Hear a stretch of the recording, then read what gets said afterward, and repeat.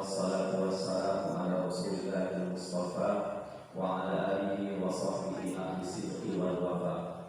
Asyhadu an la ilaha illallah wahdahu la syarika lah wa asyhadu anna Muhammadan abduhu wa rasuluh. Allahumma shalli wa sallim ala Rasulillah sallallahu alaihi wasallam wa ala alihi wa ashabihi wa man sara ala nahjihi wa tamassaka bi sunnati rasulih wa sallama tasliman katsira amma ba'du. Segenap ibu-ibu pengajian Majelis Alim Al-Husna Al-Hasna rahimani wa rahimakumullah. Alhamdulillah, terus mari sama-sama kita bersyukur kepada Allah Jalla Sya'nuhu hingga saat ini Allah Subhanahu wa taala masih memberikan kesempatan kepada kita untuk menyempurnakan semua amal-amal kita, untuk menggunakan sisa usia kita dalam taat kepada Allah Subhanahu wa taala. Dan siang hari ini ibu datang dari aktivitas masing-masing menuju majelis ilmu ini, semoga dijadikan amal soleh oleh Allah Subhanahu wa taala. Apapun permasalahan hidup ibu, semoga dengan ibu datang ke majelis ilmu ini dijadikan semua Allah mudahkan. Ibu yang dirahmati oleh Allah Subhanahu wa taala, salah satu perilaku menyimpang yang banyak tersebar di tengah masyarakat kita adalah apa? Iqtirabuz zina, mendekati perzinahan. Biasanya yang mendekati perzinahan itu siapa? Mereka-mereka yang ingin tahu zina itu apa sih? Ya. Makanya biasanya mereka yang ingin tahu itu siapa? Ya anak-anak kita remaja. Ya, semua tergantung pendidikan ada di tangan orang tuanya. Untuk bagaimana kedepannya keluarga kita, untuk bagaimana kedepannya Islam, untuk bagaimana kedepannya Indonesia, itu kuncinya di anak-anak kita. Anak-anak kita memiliki proyek yang panjang buat mereka. Makanya ketika Allah Subhanahu wa taala memproklamirkan tentang bagaimana kerusakan-kerusakan yang dibuat oleh orang-orang Yahudi, Allah mengatakan wala tarḍa 'ankal yahud wala nasara hatta tattabi'a millatahum. Kalau orang Yahudi itu sudah benci, maka sampai kapanpun dia akan membenci kita. Tapi kalau orang Nasrani itu, kalau dia benci, suatu saat dia nggak benci. Apa dalilnya? Allah menggunakan untuk Yahudi lam dan nun. Sementara untuk orang Nasrani Allah menuliskan lam dengan alif. Artinya apa? Kalau lam itu artinya tidak akan pernah sampai kapanpun. Kalau lam artinya kalau saat ini dia benci, insya Allah kedepannya dia tidak akan benci. Lam tarḍa, tidak akan pernah orang-orang Yahudi itu senang dengan kalian. Demikian juga orang Nasrani tidak senang, bukan tidak akan pernah, tidak senang dengan kalian. Hatta tattabi'a millatahum, sampai kita generasi muslim ini ikut milahnya mereka, ikut tradisi mereka. Karena orang Yahudi itu membenci umat Islam cuma satu. Kenapa? Rasul dari zaman Nabi Adam sampai Nabi Isa diambil dari Bani Israil. Ketika Rasul terakhir kok diambil dari orang Arab. Ini yang membuat mereka itu betul-betul kecewa, sangat kecewa. Dari Nabi Adam sampai Nabi Ibrahim itu semua keturunan Bani Israil. Dan kita nggak boleh untuk mengatakan ya Allah hancurkan Israel. Doanya salah, bukan hancurkan Israel, hancurkan Yahudi. Karena Israel itu adalah nama dari Nabi Yakub. Ya, Nabi Ibrahim punya anak dari pernikahannya dengan Siti Sarah itu satu. Kalau dengan Nabi Hajar dengan Siti Hajar itu ada sekitar satu. Nabi Ibrahim itu istrinya 4. Kalau diglobalkan semua anak Nabi Ibrahim jumlahnya 13. Yang terkenal yang jadi Nabi itu 3. Yang pertama siapa? Nabi Yakub. Yang kedua Ismail. Yang kedua Ishak. Nabi Yakub merupakan cucu Nabi Ibrahim. Nabi Ibrahim anak yang dari Nabi Ibrahim yang terkenal 2, Ismail dan Ishak. Ishak punya anak itu namanya Yakub. Yakub punya anak 12. Yang terkenal Nabi Yusuf. Yang paling busuk Bunyamin, bukan Binyamin bukan. Bunyamin. Yang paling nakal itu Yahuda. Yahuda yang paling nakal. Yahuda punya keturunan, maka keturunannya namanya Israel. Orang-orang Yahudi bukan Yahudi. Nah, dalam kitab Taurat yang lama, Nabi Yakub itu diartikan namanya Israel, artinya pemimpin yang diridhoi Allah. Akhirnya diceritakan dalam Taurat, Nabi Yakub suatu hari masuk ke dalam kemah, masuklah sosok laki-laki berantem dengan Nabi Yakub. Akhirnya Nabi Yakub mengalahkan orang Yahudi, merubah Israel itu dari pemimpin yang diridhoi Allah menjadi artinya manusia yang mengalahkan Allah. Ini Israel. Makanya Israel itu nama lain dari Nabi Yakub. Yang kita benci itu Zionis Yahudinya, bukan Yahudinya. Nah, Yahuda itu punya anak-anak, namanya Yahudi. Yahudi terbagi dua, ada Yahudi yang anti membuat negara, ada Yahudi yang kepengen buat negara. Yahudi yang kepengen buat negara namanya Zionis. Yahudi yang tidak kepengen buat negara, dia menjalankan petuah di Ten of Commandment, 10 perintah Taurat Nabi Musa alaihissalam. Salah satunya apa? Mereka punya program Noraikate. Noraikate itu apa? Program yang kami orang-orang Yahudi tidak akan pernah membuat negara. Karena di dalam Taurat ketika kami membuat negara, kemudian kami berkumpul di satu negara, berarti detik-detik kehancuran bangsa Yahudi akan tiba. Nah, orang Yahudi yang nggak mau buat negara, ini dengan orang Muslim Palestina solid tuh, baik dia menyebar di negara Amerika dan di negara Israel. Itu akhirnya mereka yang membuat negara itu siap-siap untuk mendapati kehancurannya. Nih sedikit daripada kisah itu. Ya, Yahudi punya proyek yang memang proyek ini sudah Allah bakukan dalam Al-Quran surat Al-Baqarah ayat 120. Hati-hati dengan mereka. Sampai kapanpun mereka tidak akan pernah ridho kepada kalian, kepada generasi-generasi Muslim. Mereka kerjanya tidak mengeluarkan orang-orang Muslim menjadi orang Yahudi, orang-orang Muslim untuk menjadi orang Nasrani. Cuma target mereka dalam buku Yahudi Menggenggam Dunia, William J. Carr itu mengatakan, kita telusuri mereka, kita doktrin kepada mereka agar mereka hidup modern. Modern gimana menurut mereka? Wahai generasi-generasi Muslim, kalau kamu kepengen dibilang modern, maka jangan dekat-dekati pengajian, jangan dekat-dekati majelis taklim, jangan dekat-dekat ke masjid. Kalau mau keren, jauhi masjid. Masjid itu urusan orang tua yang sudah 40 tahun ke atas. Akhirnya mereka merasa nyaman, hidupnya keren, ya. Hidup cara orang Barat, westernisasi. Gimana orang Barat? Makan, standing party, minum, standing party. Kalau makannya duduk, ya keren, ya. Kamu laki-laki nggak mabok, bencong, bencong sekarang pada mabok, bu. Ya, kamu laki-laki nggak merokok kayak bencong. Siapa bilang bencong zaman sekarang rokoknya lebih drastis daripada yang bukan bencong? Akhirnya mereka itu diberikan nama oleh bapak mamanya sudah mati-matian. Ya Allah, alhamdulillah anak saya lahir sebagai Muslim. Saya kasih namanya Ibrahim. Akhirnya ketika TK SD namanya Ibrahim, temannya Sulaiman, temannya Yusuf, temannya Ahmad. Tapi ketika tidak ada basic agama lagi, berpisah dengan orang tuanya. Ada yang kuliah di Jogja mungkin, ada kuliah di Semarang mungkin, ada kuliah di Jakarta mungkin. Emak bapaknya hanya sekedar menitipkan di tempat-tempat kuliah, tapi tidak membuat peluru-peluru kecil lewat tahajudnya, tidak memanjatkan doa kepada Allah agar Allah menjaga anak-anaknya. Akhirnya yang tadinya namanya Ibrahim berteman dengan orang-orang yang tidak baik, malu punya nama Ibrahim, sampai rumah minta disingkat namanya Bram.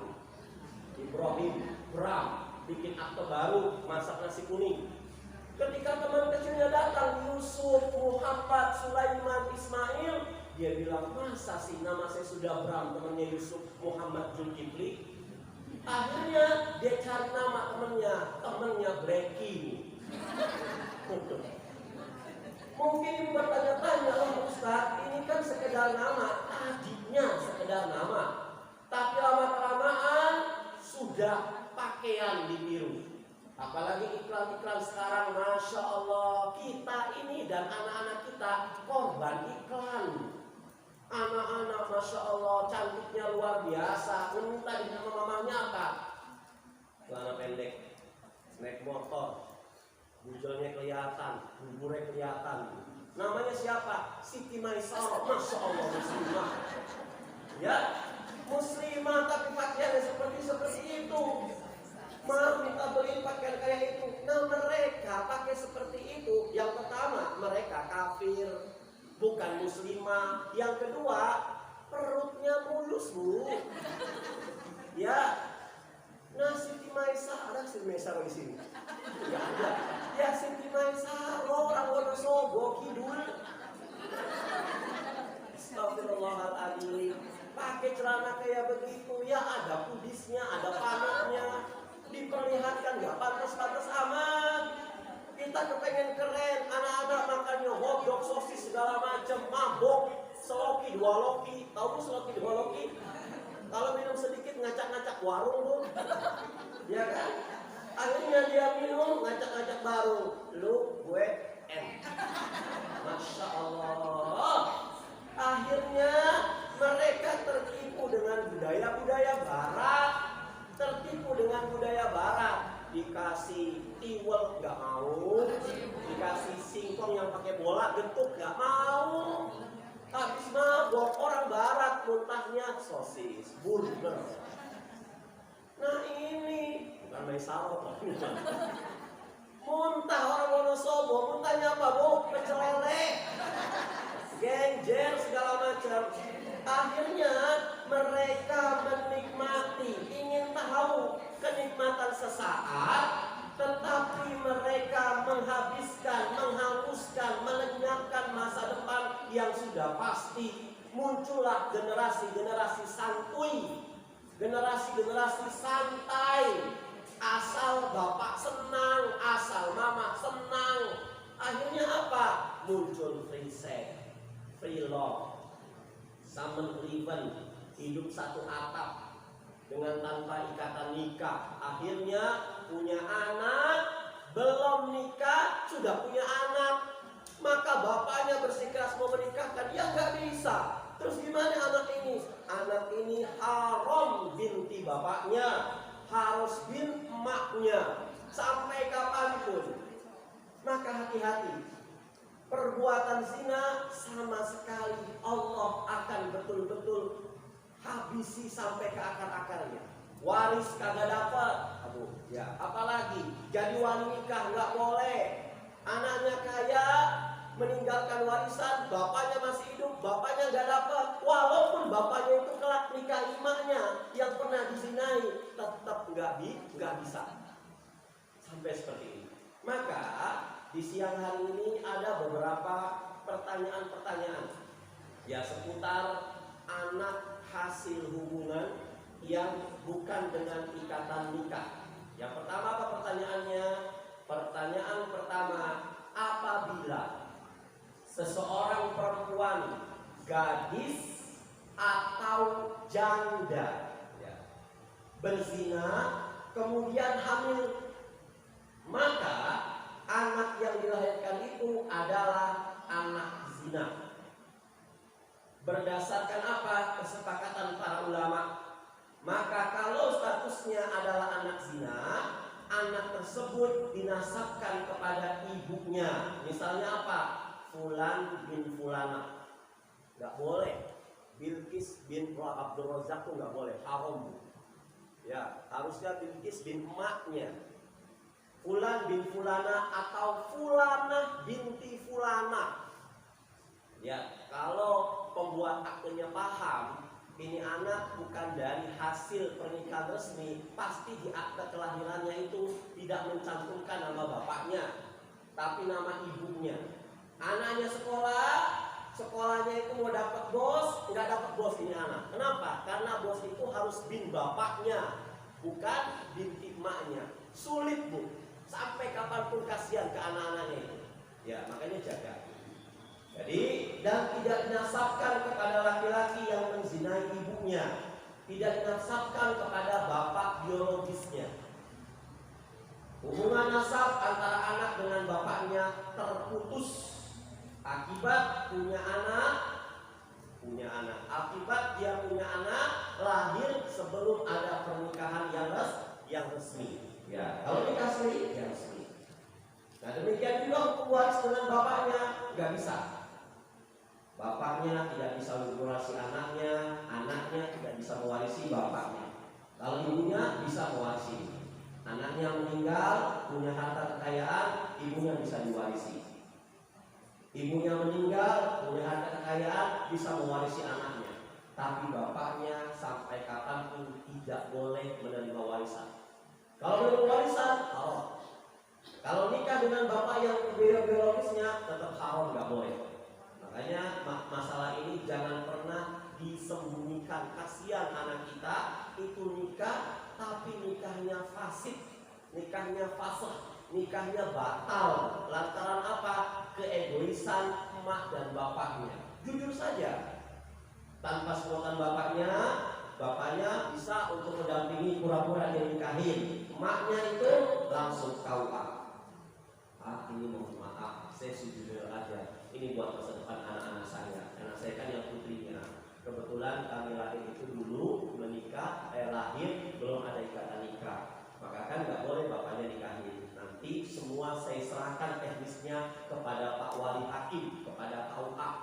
Seolah-olah jangan sampai menyinggung bapaknya. Akhirnya Pak Wali Hakim langsung bilang, Pak, insya Allah semuanya beres, saya wakilkan ya Pak. Oh ya mau Pak, silakan. Nah, pasti begitu orang-orangnya. Nah baru Wali Hakim menikahkan. Selesai. Kalau bapaknya ego, ibunya ego, nggak mau bilang, itu sampai kapanpun ini anak tidak melakukan nikah yang betul-betul halal. Ya, nih. Dan tidak wajib bapak bagi bapak biologis. Ya, bapak biologis apa bu? Yang belum nikah tapi sudah lahir anaknya, tidak wajib untuk menafkahi anaknya. Kalau tidak wajib di sini, ulama fikih mengatakan mau dikasih nafkah silahkan, enggak dikasih nafkah juga enggak kenapa-napa. Tuh beda dengan kalau anak hasil pernikahan, kalau enggak dikasih nafkah malah dosa bapaknya. Ya, karena bukan nasab dari bapaknya enggak dapat warisan, bapaknya enggak menjadi wali nikah, maka bapaknya dikasih kelonggaran untuk tidak wajib memberikan nafkah buat anaknya. Di sini bukan larangan ya bu, nggak wajib itu berarti sunnah. Mau ngasih nafkah silahkan, nggak ngasih nafkah juga tidak apa-apa. Ini, ya. Akan tetapi hubungan sebagai mahram tetap tidak boleh menikahi anaknya dari hasil biologis. Karena apa? Maninya adalah mani bapaknya punten. Ya. Nasab tidak boleh. Waris tidak boleh. Kemudian menikahkan tidak boleh. Cuman statusnya tetap mahram yang tidak boleh dinikahi oleh bapak biologisnya. Nah ini ya, ini pertanyaan yang pertama. Kemudian yang kedua.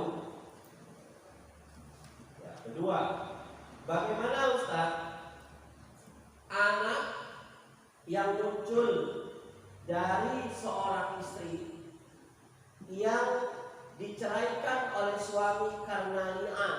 Li'an itu suami menuduh istrinya telah berbuat zina. Itu li'an. Ya. Kalau dia sudah sampai lapor ke hakim menuduh istrinya berbuat zina atau li'an, ya li'an adalah suami menuduh istrinya berzina atau tidak mengakui anak yang dikandung oleh istrinya itu dilahirkan oleh istrinya sebagai anaknya, tidak mengakui. Ini langsung dia ngadu ke hakim misalkan. Ya. Tetapi suami tidak memiliki saksi atas tuduhannya, Bu. Ya, kamu punya saksi nggak? Nggak punya, Pak Hakim. Cuman saya yakin istri saya sudah berbuat zina. Ini. Tapi istrinya nolak. Lo enggak, Pak Hakim. Saya tidak melakukan zina. Nih. Terus gimana? Maka masing-masing dari suami dan istri wajib bersumpah dengan nama Allah. Dalam Quran itu tercantum. Suami bersumpah atas nama Allah Jalla wa'ala sebanyak 4 kali. Dan sumpah yang terima, kalau saya salah, siap saya dilaknat oleh Allah Subhanahu wa ta'ala. Itu ya. Kalau saya berdusta, saya siap dilaknat oleh Allah sepanjang saya hidup. Tuh. Si istri juga bersumpah, Pak Hakim, saya bersumpah, saya menolak tuduhan suami saya telah berbuat zina. Saya bersumpah atas nama Allah 4 kali bersumpah. Kemudian yang kelima, kalau seandainya saya tidak mengakui kelakuan saya dan ini ternyata saya benar melakukan tapi saya menolak, maka silakan saya dilaknat oleh Allah Subhanahu wa ta'ala. Saling laknat melaknat. Ini demi kehormatan. Nah, kemudian setelah itu suami dipisahkan dengan istrinya selama-lamanya. Tidak boleh rujuk dan tidak boleh nikah kembali. Kalau sumpah li'an, ya, ini setan luar biasa. Istri yang disumpah li'an tidak berhak mendapatkan nafkah, ya, dan tempat tinggal serta anak yang dilahirkan dinasabkan kepada istrinya, bukan kepada suaminya. Ya, karena dia dituduh oleh suaminya. Jika anaknya perempuan dan hendak menikah, maka yang menjadi wali itu adalah sultan, penghulu KUA. Ini nanti yang kedua ada kaitannya dengan si suami melihat langsung istrinya berzina tuh dengan orang lain. Cuman dia nggak mengadukan kepada hakim karena sudah lihat langsung, nggak menuduh. Maka anaknya ini tidak boleh atas nama istrinya tapi atas nama suaminya. Karena yang menasabkan itu yang memiliki kasur istri Rasulullah. Itu istrinya adalah kasur suaminya, tapi kenapa kasur itu dipakai oleh laki-laki lain dan suaminya melihat? Paham ya, Bu? Ini nggak menuduh. Kalau menuduh itu suaminya nggak ada saksi menuduh dan dia nggak melihat. Ya begitu. Akhirnya kalau dia sebatas li'an, anaknya dinasabkan kepada ibunya, tidak dinasabkan kepada suaminya. Itu yang kedua. Paham ya, Bu? Yang pertama paham tadi? Ya, kalau anak hasil zina, ya kemudian dengan laki-laki yang memang sama-sama cinta tapi belum nikah, maka anak dinasabkan kepada siapa? Kepada istrinya. Suaminya walaupun dia mau nikah dengan istrinya yang dizinai sebelum nikah, dia nikah resmi, tidak mendapatkan hak perwalian, hak waris dan hak lainnya, tetapi mahramnya tetap berlaku. Tapi kalau seandainya yang kedua, istrinya dili'an oleh suaminya bersumpah, istri saya Pak Hakim, demi Allah, demi Allah, demi Allah, demi Allah, dia telah berzina. Ada saksi, Pak? Nggak ada saksi. Yang kelima, sumpahnya, kalau saya berdusta dengan sumpah saya rela dilaknat oleh Allah Subhanahu wa ta'ala. Nah ini. Semua istrinya juga begitu. Enggak, Pak Hakim. Selama tidak ada bukti, tidak bisa menuduh saya seperti ini. Dan saya bersumpah atas nama Allah, saya tidak melakukan zina. Dan anak yang dikandung ini adalah anak suami saya. Demi Allah, demi Allah, demi Allah, demi Allah. Dan kalau saya berdusta, kata istrinya, saya siap dilaknat oleh Allah Subhanahu wa ta'ala. Kata Pak Hakim, ya sudah, untuk sementara Bapak tinggal di rumah orang tua Bapak, Ibu tinggal di rumah orang tua Ibu, tidak boleh nyampur dulu. Apa iya sudah sumpah di mahkamah sampai rumah main lagi yang nggak bisa, ya kan? Akhirnya sumpah dan tidak boleh rujuk, tidak boleh kembali. Kalau anak itu lahir, anak itu binti emaknya, sama seperti perwalian yang nomor 1. Kemudian yang ketiga, apabila seorang istri berzina, berzina, ya, baik zinanya itu diketahui suaminya dan suami tidak menuduh dia berzina dan tidak mengangkat ini di mahkamah pengadilan. Dia sudah paham istri saya berzina, saya ngelihat, misalkan ya, suaminya diketahui suaminya atau tidak, tapi istrinya sudah berzina, kemudian dia hamil, maka anak yang dilahirkan itu dinasabkan kepada suaminya, bukan kepada lelaki yang berzina dan yang menghamilinya. Loh, kenapa? Ini sepakat para ulama. Meskipun anak yang dilahirkan itu misalkan laki-laki itu mirip persis dengan bapak perselingkuhannya, misalkan tuh, ya. Tapi sepakat para ulama, nasabnya tetap dinasabkan kepada suami sahnya. Karena bagaimanapun juga itu si lelaki menitipkan janinnya di kasur orang, gitu istilahnya, Bu. Rasulullah SAW mengatakan al-waladu lil firashi walil ahli al hajar. Ya, anak itu haknya laki-laki yang memiliki tempat tidur. Ya. Dan bagi yang berzina tidak mempunyai hak apapun. Ya. Siapa yang berzina? Laki-laki ini. Ya, Bu ya. Ini memang agak aneh, Bu. Nggak masuk di akal. Cuman ini agama. Istrinya berzina dan suaminya baik dia tahu ataupun dia kata orang, dia nggak mengangkat di mahkamah. Kalau mengangkat namanya li'an.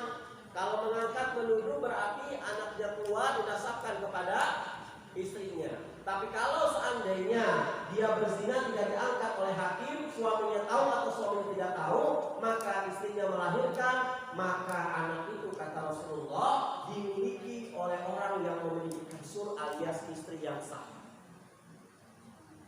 Hadis sahih riwayat Imam Bukhari.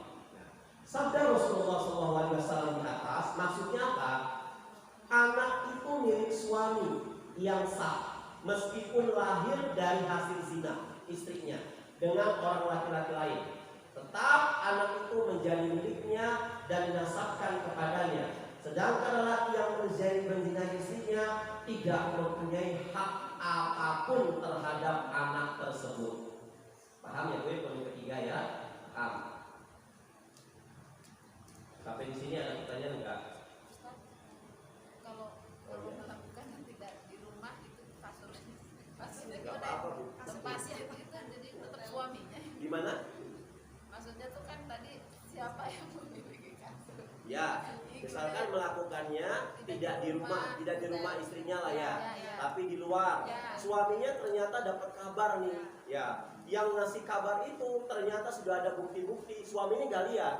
Maka suami, nggak usah pengadilan lah, saya sudah tahu watak istrinya kayak begitu, udah bismillah, saya akan ceraikan dia. Maka anaknya itu kalau dia lahir, maka tidak boleh dinasabkan kepada suami selingkuhan, tapi harus suami yang sah. Kira-kira suami yang sah mau nggak, Bu ya? Nggak mau. Nggak mau, ya. Nggak mau. Itu suaminya nggak mau, tapi agama sudah menghendaki. Karena apa? Al-waladu lil firashi. Anak itu milik orang yang punya kasur. Ya, Bu, ini dalilnya. Dan orang yang cerai dan orang yang berzina itu sama sekali tidak ada nasab perwalian. Loh, kok seperti ini? Karena suatu saat, Bu, ibu dan bapak itu akan mendapatkan syafaat resmi dari anak-anak kita. Ya, kenapa? Kok dibela-belain? Allah itu betul-betul, ini betul-betul anak siapa? Karena suatu saat anak-anak kita itu akan meminta kepada Allah, akan memberikan syafaat kepada orang tuanya. Tapi kalau kita nggak punya anak, wallahu a'lam, kita tidak akan bisa memberikan menerima syafaat. Kecuali kalau kita berani untuk mengadopsi seorang anak. So, kayak gitu. Makanya kenapa sih? Loh, enak bener Ustaz, saya tidak niduri istri saya kok dapat anak segala macam. Padahal anak itu hidungnya kayak dia, matanya kayak dia, matus kayak dia. Tapi tetap ini agama mengatakan al-waladu lil firashi. Tuh, ya, sepakat para ulama nih Bu. Nggak cincong-cincong. Ustaz kapan tahunya? Saya tahunya pas di Gontor itu kelas 5, kelas 6 baru paham ini. Saya bilang pasti ibu-ibu teman Al-Ustaz juga pada kaget semua. Betul ya Bu ya? Iya. Jadi ini sebagai bahan acuan pelajaran buat kita, kita jaga anak-anak kita. Jaga anak-anak kita. Makanya punten kalau sampai saat ini kita merasa, nauzubillah, mungkin ada teman kita, ada saudara kita, dia punya anak, nauzubillah, dia ternyata anaknya hamil di luar nikah, kita sebagai ibunya harus fair, Bu. Jangan sampai kita dilaknat oleh Allah dan Rasulnya karena nutup-nutupin ini. Ya, kan biasanya seperti ini. Ya udah, kamu sudah menghamili anak saya, mau nggak mau kamu harus nikah. Nikah atau tidak nikah, tetap nasab itu kepada siapa? Binti ibunya. Kalau masuk sekolah-sekolah resmi TK, SD, SMP, SMA, itu operator bos teliti Bu. Wah, ketahuan Bu. Saya pernah pengalaman, benar binti ibunya. Setelah saya cross check, saya dari hati ke hati, ibunya jujur langsung. Dan nggak bisa, dia nggak bisa menerima subsidi dari bos ini. Harus bin bapaknya. Ya, betul seperti itu. Ya, saya lanjutkan ya Bu. Kita lanjutkan karena setelah ini mau ada acara. Oh iya, Bu mau nanya silakan. Ada acara lagi nggak kita Bu? Oh enggak ya? Enggak ada. Oh iya. Ya.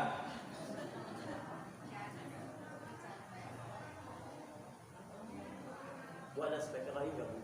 Kasihan, nggak kedengeran. Bentar Bu.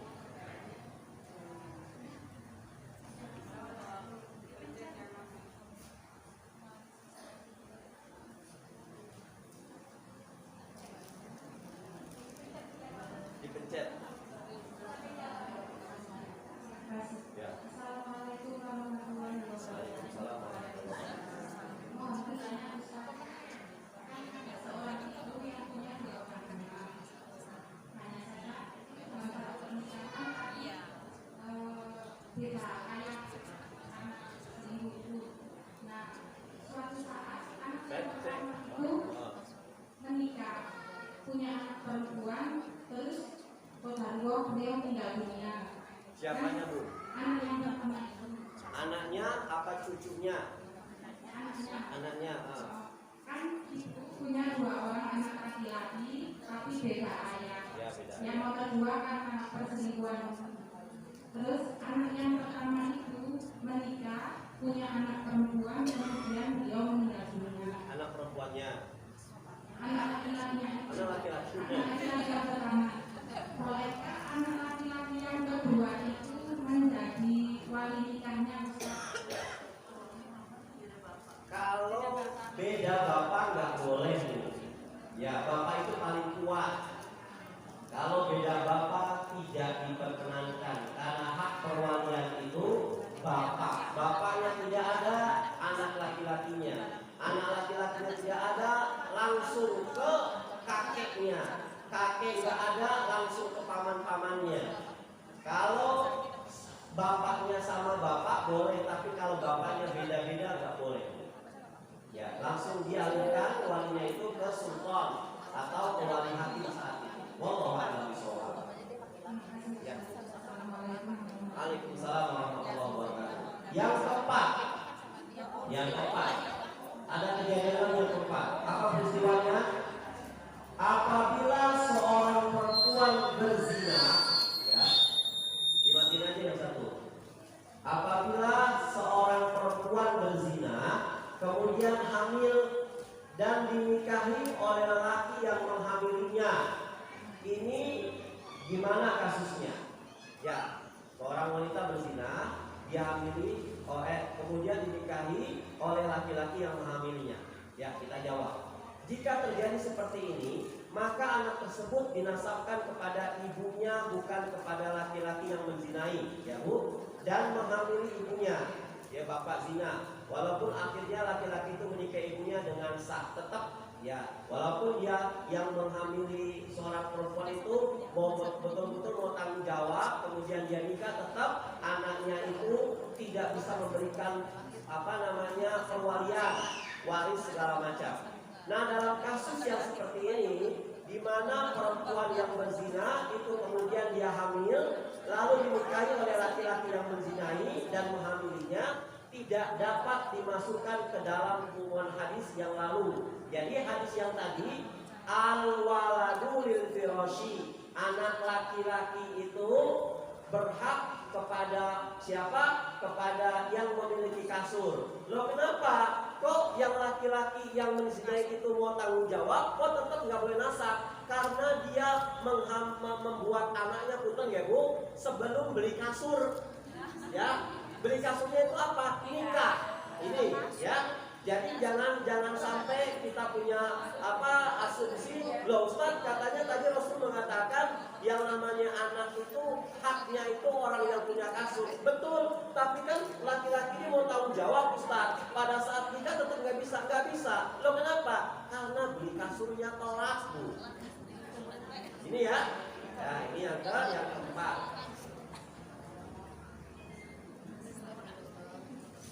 Yang kelima, kejadiannya apa? Seorang perempuan berzina, kemudian hamil, lalu dinikahi oleh laki-laki lain. Nah ini ya, bukan laki yang menghamilinya. Ini ulama berdiskusi dengan Allah. Maka ulama membagi peristiwa ini dengan dua kriteria.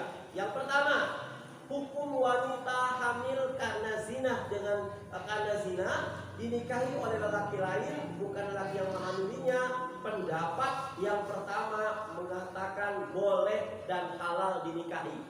Ya, ada laki-laki baru, dia kasihan, ya Allah, jangan sampai keluarga ini tercoreng dengan anaknya. Kebetulan bapaknya itu baik dengan saya, pernah menyekolahkan saya misalkan, datang laki-laki yang ingin menutupi. Kasus ini pernah terjadi di zaman Umar bin Khattab tuh. Ya, Umar bin Khattab itu mengatakan, ingat ya, Umar bin Khattab itu beliau sampai kadang-kadang Umar bin Khattab itu berbeda fikihnya dengan Abu Bakar As-Siddiq, Utsman bin Affan.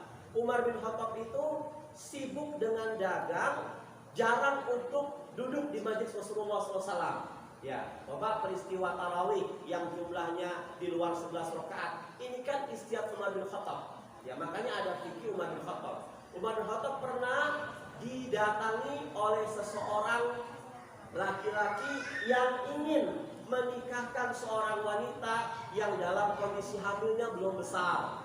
Tapi dokter sudah mengatakan di dalam rahim kamu ada janin. Akhirnya laki-laki ini merasa kasihan, langsung menikahi. Kata Umar bin Khattab, lanjutkan pernikahan itu, setidaknya kamu sudah menolong dia menjadi ayah dari anaknya dan terutama menutup aib saudara kamu. Ya, ini dibolehkan. Lihat ada dua pendapat tuh, mana yang paling kuat nanti kita akan lihat. Jadi pendapat yang pertama ini menurut Sarah boleh dinikahkan. Mereka beralasan bahwa perempuan tersebut hamil karena zina, bukan dari hasil nikah. Ya, padahal kita sudah ketahui bahwa syara atau agama tidak menganggap sama sekali anak yang lahir dari hasil zina, sebagaimana berapa kali dijelaskan di atas. Jadi kenapa boleh dinikahi oleh laki-laki yang baru? Karena ini anak bukan yang sah tapi hasil zina. Mazhab siapa ini? Mazhab Imam Syafi'i. Ya. Siapa yang berpedoman dan berlari dan mengambil referensi di mazhab Syafi'i, ini diperbolehkan. Ya, diperbolehkan. Ya. Tapi Abu Hanifah juga memperbolehkan, tapi dengan syarat kamu jangan membadani dia sebelum anaknya lahir. Ya Bu. Jadi boleh nikahi, Imam Syafi'i mengatakan boleh. Mau langsung disebadani boleh, mau langsung digampar juga boleh. Ya. Yang kedua Abu Hanifah, boleh kamu nikahi, bagus sekali. Cuma tolong jangan kamu badani dulu, khawatir tercampur nanti. Ya, muka kirinya bapaknya, muka yang kanannya kamu gitu. Ya, ini Abu Hanifah. Nah kemudian mazhab yang kedua mengatakan haram dinikahimu sampai perempuan tersebut melahirkan. Ya, ini pendapat siapa? Imam Ahmad bin Hambal dan Imam Malik. Dan ternyata setelah diskusi alam para ulama dunia yang memang kita saluti kesolehan dan keilmuannya, yang paling kuat apa? Yang paling kuat tidak boleh dinikahi. Ini yang paling kuat. Jadi mazhab siapa? Mazhab yang kedua daripada mazhab yang pertama. Lebih aman, nggak boleh dinikahi. Loh kenapa? Sebagai efek jerah dia, ya kan? Seperti itu. Tapi kalau seandainya memang ada terjadi gimana lah, sampai-sampai ya Allah Ustaz ini gimana, ya sudah mau dinikahi. Dosa nggak Ustaz? Ya enggak, kan ada satu mazhab mengatakan itu boleh, Imam Syafi'i. Maka disinilah Bu, kalau kita sudah banyak kajian, sudah banyak transfer ilmu sesuai dengan Quran dan Sunnah, kita akan fleksibel ketika menghakimi seseorang. Tidak saling kafir mengkafirkan, tidak saling bid'ah membid'ahkan. Kalau di sana ada Ustadz Sunnah, maka mungkin Ustadz Mufis bukan Ustadz Sunnah, Ustadz Mubah kali itu. Ya. Yang penting apapun ustadznya, selama dia itu mengajarkan sesuai agamanya, sesuai Islam yang benar, ikutin. Ya. Ini yang pertama. Jadi boleh mengatakan dinikahi, ada mengatakan tidak boleh. Yang kedua, bagaimana masalah nasab anaknya? Masalah nasab anaknya. Dia dinasabkan kepada ibunya, tidak kepada lelaki yang menzinahi, ya. Dan menghamili ibunya, dan tidak pula kepada laki yang menikahi ibunya setelah ibunya melahirkan. Jadi walaupun ada laki-laki yang baru ingin menikahi wanita hamil tersebut, anaknya lahir, tetap dia tidak dinasabkan kepada laki-laki yang menzinainya dan laki-laki yang menikahinya. Tetap binti ibunya atau bin ibunya. Fulan bin Fulana, Fulana atau Fulana binti Fulana. Beda kalau seandainya ada suami istri sudah menikah, kemudian lahir seorang anak, bapaknya nggak bertanggung jawab, sampai nggak mau nafkahi segala macam. Ketika si anak ini mau nikah, ibunya tetap nggak boleh ego, kabari bapaknya. Ya, yang harus menjadi wali nikah tetap bapaknya. Dan ini kadang-kadang disembunyikan. Pokoknya sampai kapanpun saya sudah diceritakan oleh ibu, begitu kejamnya ayah saya. Saya ketika nanti nikah nggak sudi diwalikan oleh bapak kandung saya. Ini juga nggak boleh. Ya, yang punya kasus, yang punya masalah ini ibunya, kok direntetkan kepada anaknya. Bekas istri ada, bekas anak tidak ada. Yang keenam, kejadian keenam di mana? Apabila anak terlahir dari akad nikah yang fasid atau batal. Nikah fasid batal gimana? Ya, akad nikah yang fasid atau akad nikah yang batal itu yaitu setiap akad nikah yang telah diharamkan syariat, atau salah satu rukun nikah hilang, atau tidak ada sehingga menyebabkan akad nikah itu tidak sah. Misalkan apa? Nikah dengan mahram. Ya, nikah dengan mahram. Nanti ada, dia nggak tahu Ustaz, sudah punya anak, nanti anaknya kemana nanti? Dia tahu Ustaz, sudah punya anak, nanti anaknya kemana? Atau salah satunya tahu, salah satunya tidak tahu, nanti anaknya kemana? Saya ulangi lagi, ini kita soal kita. Apabila ada anak terlahir dari akad nikah yang fasid. Contoh apa akad nikah yang fasid? Nikah dengan mahram, ya. Kemudian nikah dengan susuan atau saudara sepersusuan. Ini nikahnya fasid. Atau nikah dengan istri bapak, atau istri anak, atau mertua, atau dengan anak tiri yang sudah ibunya menggauli atau bapaknya sudah tidur. Ya ini si A, si B. Si B ini istrinya, si A ini suaminya. Si A kemudian menceraikan istrinya. Ternyata istrinya kemana? Ketemu dengan anaknya. Akhirnya anaknya itu menikah dengan bekas istri bapaknya. Kalau seandainya ini istri bapaknya dinikahkan tapi belum digauli, halal nikahnya. Tapi kalau sudah dinikahkan dan digauli, haram. Ya, ini namanya nikah fasid. Atau nikah mut'ah, ya, nikah kontrak. Nih, Nikah dengan lebih dari 4 wanita ini fasid, nggak boleh. Nikah tanpa wali, kemudian dan lain sebagainya, ini namanya nikah-nikah yang terlarang. Nah, yang pertama, apabila kedua belah pihak, si suami dan istri menikah dengan mahramnya, kita bicara dengan mahramnya. Si suami dan si istri nggak tahu kalau nikah ini dosa, maka keduanya suami istri ini nggak berdosa, Bu. Ya. Dan tidak dikenakan hukuman tahzir, dan anak dinasabkan kepada bapaknya seperti pernikahan yang sah meskipun keduanya harus dipisahkan. Ya, saya ulangi lagi, suami istri ini menikah dengan mahramnya. Misalkan ibu sudah meninggal, ya, ayahnya sudah meninggal, ibunya itu meninggal, akhirnya ini anak diuruskan. Yang satu dipegang sama orang Samba, yang satu anak dipegang sama orang Jolontoro. Akhirnya mereka ketemu, Bu. Ya, mereka ketemu dan saling memadu kasih menikah. Ibu yang mengasuhnya ini, wallahu alam, ternyata yang satu meninggal, yang satunya modal. Nggak tahu nih. Akhirnya usut. Loh, kamu memang bapak di mana sih? Bapak sih sudah meninggal di mana? Di daerah Magelang. Yuk, kapan-kapan ziarah ke makam bapak kamu. Ternyata, loh, ke makamnya sana. Ini bapaknya aku, ini juga bapaknya aku. Terus anak kita sudah 13 loh. Oh, misalkan, ya, sudah 13. Maka suami istri ini nggak berdosa, Bu. Dan dia tidak dikenakan hukum karena memang nggak tahu. Ya, tetap. Nah, semua 13 anaknya itu tetap dinasabkan kepada bapaknya. Ya, ini jawaban pertama. Kemudian dipisahin. Sudah ya, kita saling ridho, ikhlas, kita berpisah. Ya, demi cerai, demi anak-anak kita cerai tuh nih.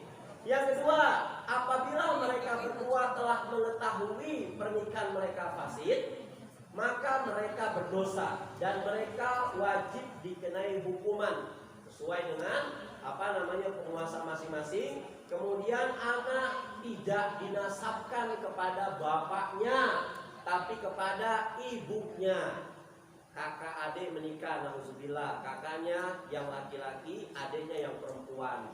Mereka tahu nih nggak boleh karena saling sayang. Kan ada filmnya, Bu, ya, film barat itu. Bapaknya sudah meninggal, ibunya itu mengasuh anaknya dari kecil di satu pulau yang terkecil, Bu. Nggak ada masyarakat di situ.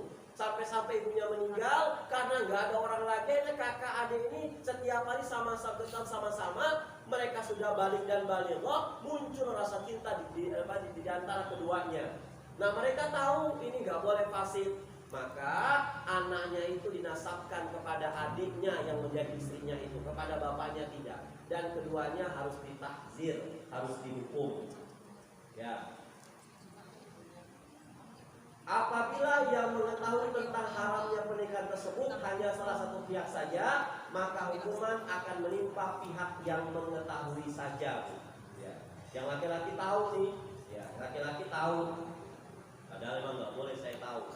Nasab tetap buat si istri. Nah, kemudian si bapaknya itu yang pura-pura nggak tahu, itu harus dihukum. Kalau yang mengetahui itu pihak laki-laki, maka dia berdosa dan dikenakan hukum serta anak tidak dinasabkan kepadanya. Kalau dia tahu tapi melanggar. Tapi kalau yang mengetahui itu pihak perempuan, maka dia berdosa dan dikenakan hukum kepadanya, dan anak tetap dinasabkan kepada bapaknya. Ya. Nih. Seperti itu, Bu. Alhamdulillah. Ada yang bertanya? Silakan. Ya. Seumpamanya ada suami istri yang cerai, terus sama-sama nikah lagi, sama-sama punya anak. Itu anaknya sudah jadi mahram atau belum? Kalau Si A, B sudah suami istri, udah punya anak belum?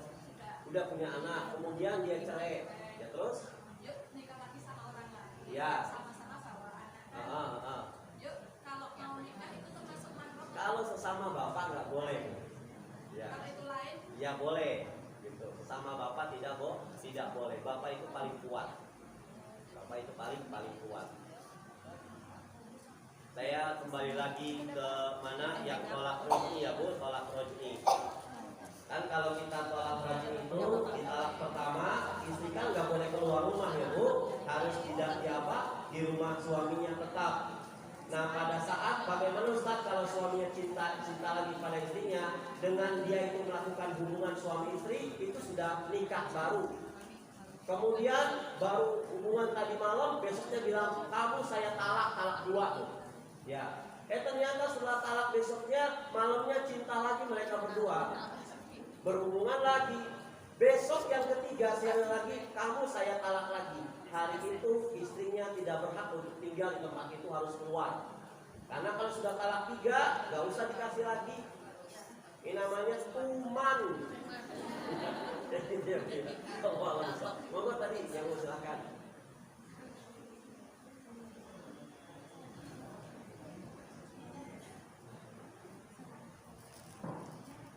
Coba mau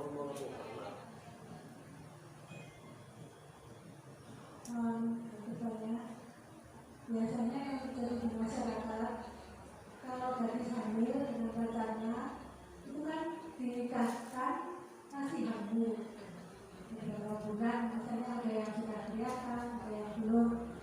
Nah ini nikahnya itu sah atau tidak, atau harus menunggu lahir, kan pernah dengar terus lahir baru dinikahkan. Mohon penjelasannya. Yang kedua, ada suami istri dan suami itu kerja di luar kota. Pada awal-awal ya kadang mungkin agak, tapi karena ada suatu kecelakaan sehingga malu mau pulang, sehingga beberapa bulan itu tidak pulang. Nah, apakah sudah jatuh talak atau batasnya talak itu meninggalkan istri tanpa nafkah itu berapa bulan? Ya, mohon penjelasan. Terima kasih.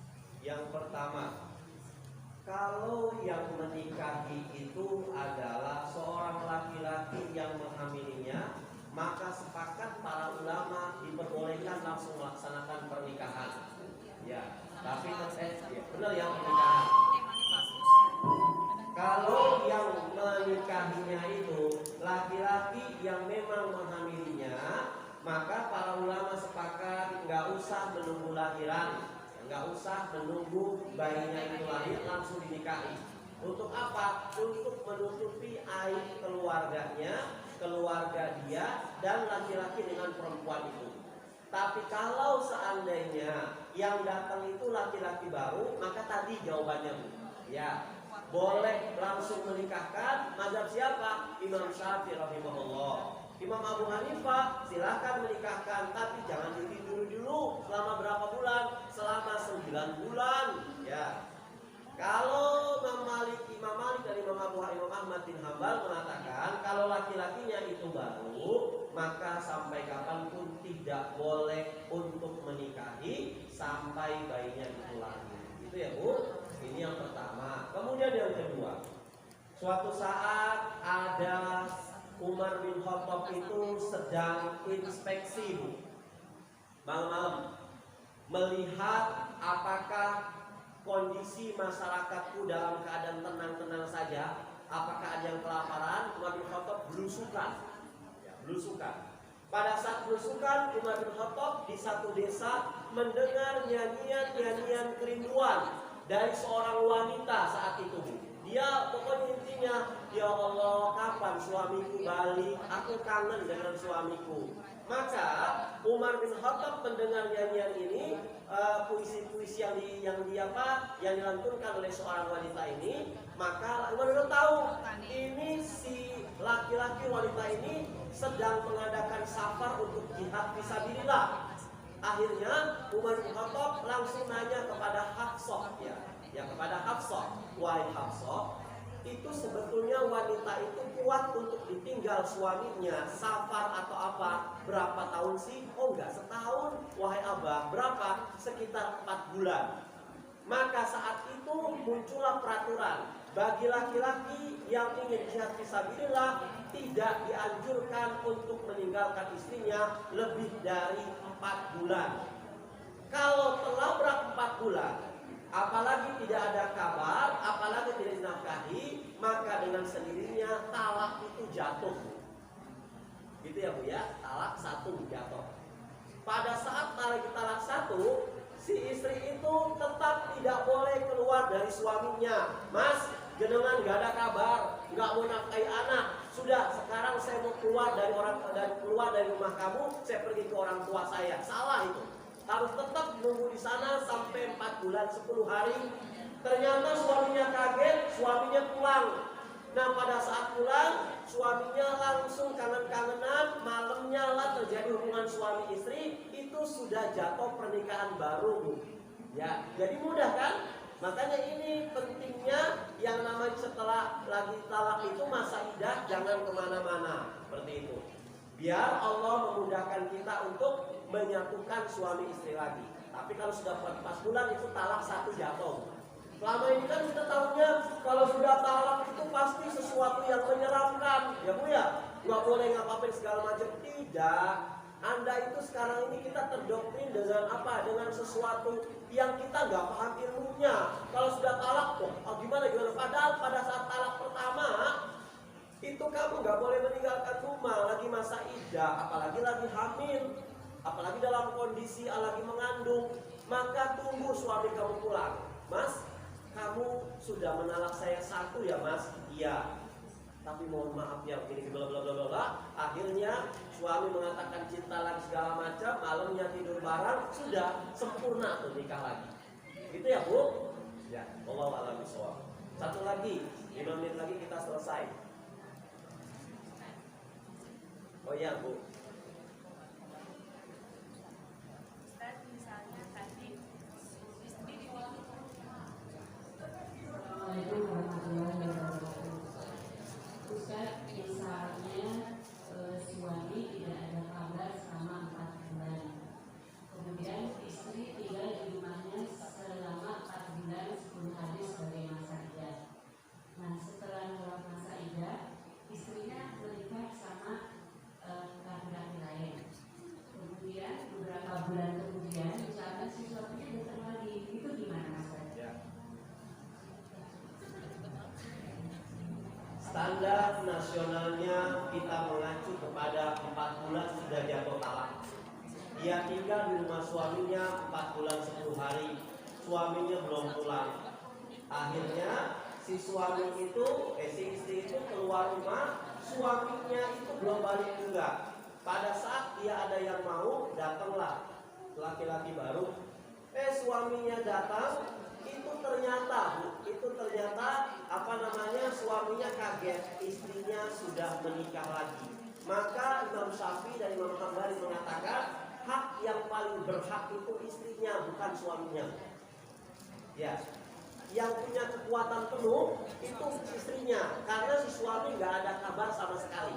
Ya, yang penting si istri ini sudah mencari info di mana-mana ya Bu, kepada ibu mertuanya, kepada kakak segala macam. Cuman kalau seandainya istrinya sudah 4 bulan nggak dikasih nafkah, nggak ada kabar, dia mengerem aja, maka kata Imam Ali kesalahan pada istrinya. Dia harus balik lagi kepada kasur yang sempurna, yaitu suaminya. Tapi kalau sudah cari info, tapi kalau sudah cari info kemana-mana, ibu bapaknya juga nggak tahu menau, kemudian kakaknya juga ngasih kabar segala macam, maka yang namanya istri kan berkatung-katung. Ya, tolak sudah murni 4 bulan 10 hari masa iddahnya. Kalau seandainya ada yang masuk, dia malah menolak, menunggu suami, berarti dia nggak tahu tentang bagaimana syariat memuliakan seorang wanita. Langsung masuk. Banyak kejadian seperti ini. Di mana sinetron?